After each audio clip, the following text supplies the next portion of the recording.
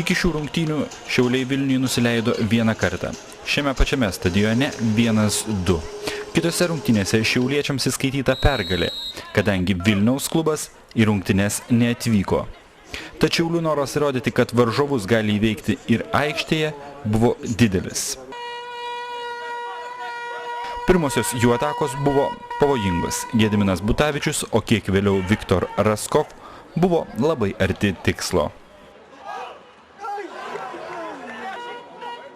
Vilnius atsakė panašių smūgių šalia Virpsto.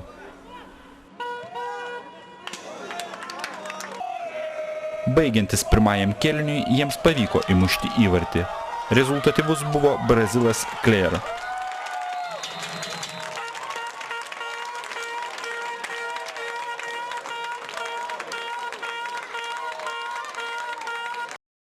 Gynėjai paleido rezultatyviausią Vilniaus žaidėją, kurios smūgis buvo labai tikslus.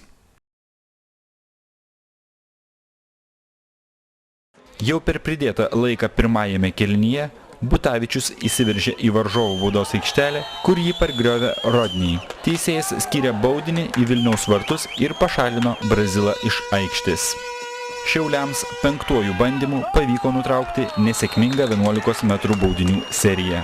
Tai padarė Intars Kirchners, kuris sakė labai nesijaudinęs приeš смугёдамас. Не волновался, но просто готовился, уже знал, что буду бить. Уже всю неделю был и попал в точки, где был.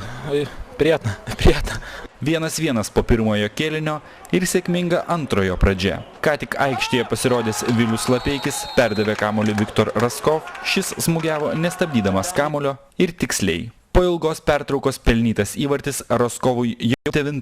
čempionate. Šiauliai kontroliavo žaidimą ir toliau atakavo varžovų vartus. Šios atakos metu kiek sudelsė smūgiuoti Vaidas Šilėnas. Vilniaus komanda šiurkščiai stabdė įsibėgėjančius šiauliečius. Aktyviai rungtyniavusi Butavičių varžovai traumavo. Kol kas neaišku, kada jis vėl galės žaisti. Už komandos draugą šiauliečiai atsakė įvarčių. Sumaištimi prie vartų pasinaudojo Valerij Ciganenko, pagaliau pelnęs savo antrąjį įvartį čempionate. Vilniaus žaidėjai patys sutrukdė vienas kitam, o Šiaulių aukštaūgiui beliko tik pasiųsti kamuolį į vartus. Matyt, nuo praleisto trečiojo įvarčio galva susisuko Liudvikui Valiui. Praėjus vos minutei, jis demonstratyviai bandė traumuoti Ciganenko. Čia pat buvo išvytas iš aikštės ir ją paliko, prisidengdamas veidą. Latvijos šaulys Intars Kirchners dar kartą nubaudė šeimininkus, antrą kartą pasiųsdamas kamuolį nuo 11 metrų žymos. Neatremiamas smūgis ir 4-1 priekyje Šiauliai. Rezultatą iki nepadaraus padidinti galėjo Ciganenka, tačiau šiek tiek pritrūko tikslumo. Vilnius dar nesiruošė sudėti ginklų. Įspūdingas Nerijaus Astrausko spurtas ir dar vienas 11 metrų baudinys, šį kartą į Šiaulių vartus. O raudona kortelė parodyta Gintarui Jodeikiui. Rezultatą iš baudinio sušvelnino Binijo. Brazilui pavyko pergudrauti Giedrių Arlauskį. Tačiau po kelių minučių Giedrius išgelbėjo komandą nuo trečiojo įvarčio, kuris galėjo pakeisti žaidimo eigą. Per likusias 20 minučių Šiauliams pavyko išlaikyti persvarą, nors pabaiga, pasak žaidėjų, buvo nervinga. Как оцениваешь всю игру? Всю игру, я думаю, мы хорошо сыграли. До этого момента, когда у них 2 удалили, мы не знали, что делать, и потом как-то нервы были. Ну, хорошо, что доиграли. Напряжение большое было в конце. Но так, молодцы, все физически, чувствую, хорошо выглядели. Kaip jūs vertinat rungtynes, kas nepasisekė Vilniaus komandai? Na, nepasisekė mums pirmo kėlinio pabaiga, kai įmušėm įvartį pirmaudami 1-0, padarėm klaidą gynyboje pozicinę ir buvo išvarytas mūsų žaidėjas ir paskirta 11 metrų baudinis. Tada, matyt, komanda labai stipriai paveikė tai. Ir antro kėlinio pradžią iškart praleidom antrą įvartį. Ir netekom žaidėjo.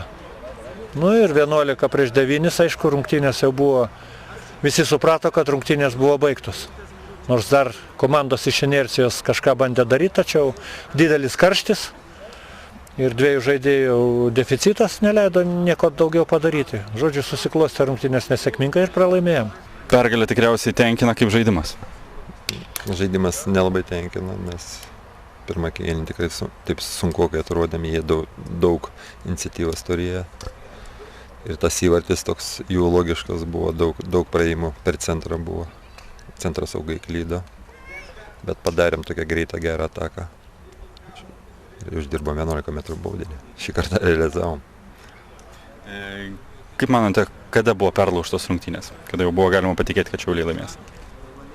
Tai komanda tai jutos, kad tokio jėgoj susiklausime, visi vieninga, dirbo visą pirmą kėlinį ir gavos tas rezultatas.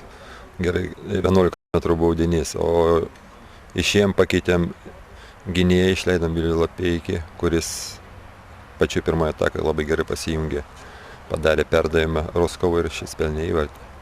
Aš galvoju, kad ir įvyko tas lūžis.